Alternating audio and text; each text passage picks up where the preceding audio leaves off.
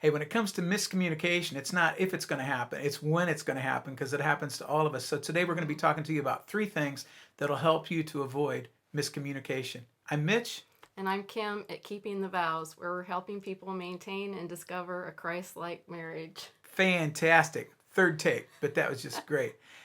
Hey, I thought as I got older that miscommunication would happen less, but I think it's happening more. Part of it's probably because my hearing isn't 20/20 anymore, okay? And Kim will say something and I'll say, "What did you say?" And she'll tell me, and I was like, "I'm way off from what she said," right? But even though that we've been together for 37 years, we still have miscommunications. And Kim will say something and I'll say, "I don't understand you." And so today we want to talk to you about 3 things that can keep you from having miscommunication. So, the first thing is to stop talking. It's our natural human tendency to defend ourselves. So, when he's talking, I'm thinking about what I'm going to say instead of really listening to him. So, stop talking. And, most of the time it doesn't matter who's right or wrong. Actually, what's more important is working together, because when you're married, you and your spouse are a team, and the team needs to win, not the individual. It's been said that only 30% of us realize our own emotions. So stop and think about what's actually going on there. I found that that's been a big help for me. If I feel myself starting to get upset with Mitch, if I stop and look at what's going on, lots of times the problem has nothing to do with him. It's me and how I'm viewing things, or the mood I'm already in, or whatever. So um, an interesting thing here is that Mitch pointed out in the article on our blog is that winning and resolving the conflict are 2 separate mindsets. And I had Yeah. never really thought about that before. And that is so true. And the thing is, if you're trying to win, well, you would have to win every single time. Where if you learn how to resolve, then that's going to work for the rest of your life. And if you're going to be a team, if I win, the team doesn't win anyhow. So we both need to be of the mindset that we want to fight for our marriage, not for our own rights. And I think winning could escalate the number of occurrences over the years, as where resolving something would actually de escalate the number of occurrences. It's like, okay, now I'm at peace with this. I don't have to win this, so I can let this thing go, you know, That and makes a lot of sense. it means a lot coming from you. Thank you. So the first step is to stop talking, which goes right into the second step, which is actually to start listening. And when we start listening, we start really giving value to our spouse, is what we do. If Kim thinks that I'm listening to her, then that's good. The thing that's good to do is go back and figure out what started the misunderstanding. It's not who did it, it's just figure out what started it. Another thing too is that conflict is a learned behavior. So maybe at home you learned how to disagree, how to have conflict with a parent or a sibling or something like that. But then maybe, especially I find this in people that have been married more than once, they get married the first time and maybe they get married young and they're not real mature. And maybe the way they have conflict is they just yell and scream at each other and get at each other's throats. That's all that they know how to do. Well, then they get a divorce and then they get remarried. Well, then this person goes into their second relationship and they have a disagreement with their new spouse, and automatically they go into this conflict mode where they're yelling and screaming and carrying on. And the second, their second partner, their spouse, this isn't how they communicate. This isn't how they disagree. And so it's a learned behavior. So now your second spouse is going to pay the price for what you learned from your parents or your first spouse for the rest of your life. So these things have to change. These things have got to be different. And you got to understand that conflict, how we do it, is a learned behavior. We can change how we handle conflict. I know I've worked at it, and I've changed how I do conflict. Nothing. Just last week it happened to Kim and I. I said something. I asked her a question, and she said something, but she didn't answer my question at all. And we were sitting here in the office, and I was a little frustrated, and I said, "I don't understand you." And she said the same thing again, which didn't help at all. She said exactly the same thing as what I heard. And I said, "That doesn't make any sense." And so then she told me what it meant. Well, I heard the words she said, and she said the words she said.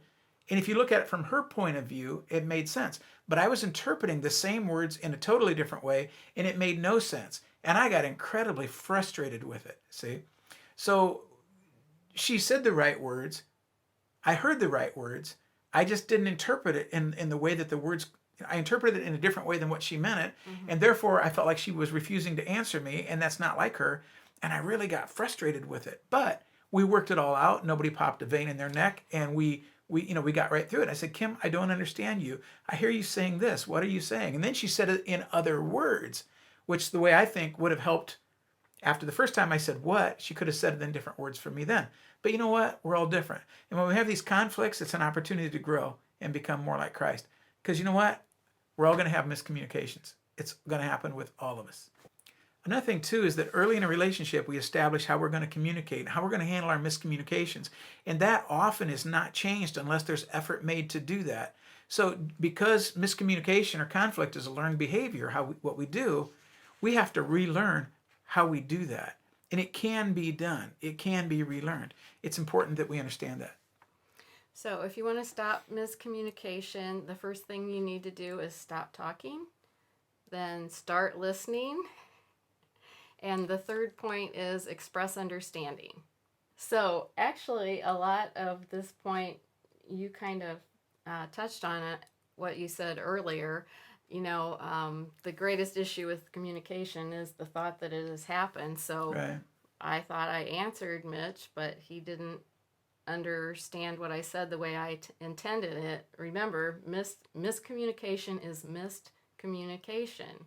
So you have to really seek to understand both from the person who's speaking and for the person who's listening. You have to try to look at it from the other person's point of view.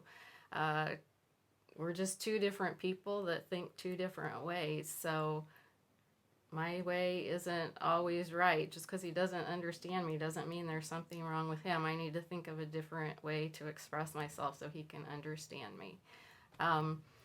We have a different video about safe time, and that might be helpful because reflective listening is a good way to do this. So if Mitch is telling me what were his Reflective listening is me saying, Kim, what I hear you saying is this. And then I repeat it back in my own words. And then she knows that I understood it, and then she feels valued. yes, that's what I was trying to say. See this miscommunication, how this thing happens? This is funny. This is funny. Another thing, too, to think about, when miscommunication happens, sometimes we get angry, but that's a learned behavior.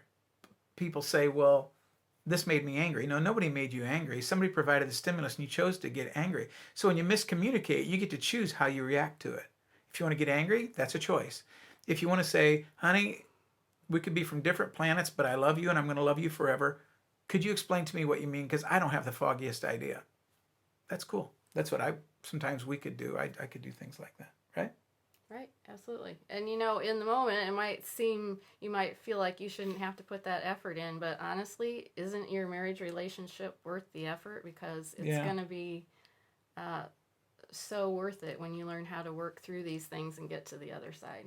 Yeah, the other day we were driving somewhere and I was going to miss a turn or something, and she told me, and early in a relationship I would have gotten so upset over that because that's who I was. And now I just go, oh, thanks, babe. And I'm so proud of myself for moving down the road from where I used to be.